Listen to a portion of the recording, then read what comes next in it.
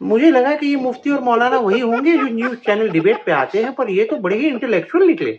मुझे लगा था कि ये जो सवाल होगा इस डिबेट में वो शोले के बारे में होगा, गब्बर के किरदार के बारे में होगा, दीवार के बारे में होगा।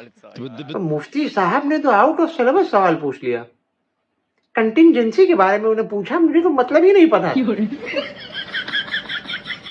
बेटा वो फरहान, वो कंटिंजेंसी का मतलब क्या तुम्हें पता है? नहीं पापा, मुझे तो वही पता है जो आपने पढ़ा है। पढ़ के सुनाता हूँ आपको।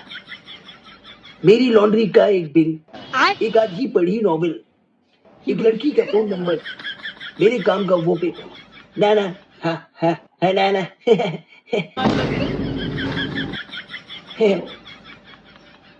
With all due respect Javed साहब, अगली बार अगर आप अल्लाह के एग्जिस्टेंस को इनकार करने आओ तो थोड़ा प्रिपेयर आओ। आपके हाथ हिलते हुए दिखाई दिए, आप सवाल में यहां वहां भागते हुए दिखाई दिए, पर मुफ्ती साहब ने इंटेलेक्चुअली आपको हर राउंड में, हर डिपार्टमेंट में बीट किया है। मैं इस टॉपिक पे घंटों बात कर सकता हूं। इंशाअल्लाह अगर अल्लाह ने मुझे उतना बड़ा बनाया तो किसी दिन मैं आपसे डिबेट करूंगा इसके बारे में। आप अपने सवाल में यहां वहां उलझते हुए दिखाई दिए, यहां वहां घूमते दिखाई दिए।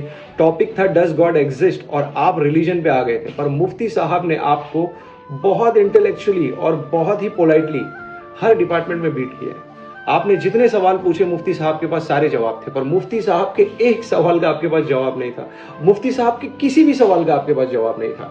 मुझे पता है इंटरनेट पे ऐसे बहुत से एथियस्ट है, एग्नोस्टिक्स है, इग्नोस्टिक है, जो बहुत सी चीजें बोलते हैं, बट जब उनकी डिबेट रियल लाइफ में होती है मुफ्ती शमाइल नदवी साहब जैसे किसी इंसान से, तो वो उसी तरह हिलते, कांपते और डुलते हुए दिखाई देते हैं जिस तरह आप दिखाई दिए जावेद साहब।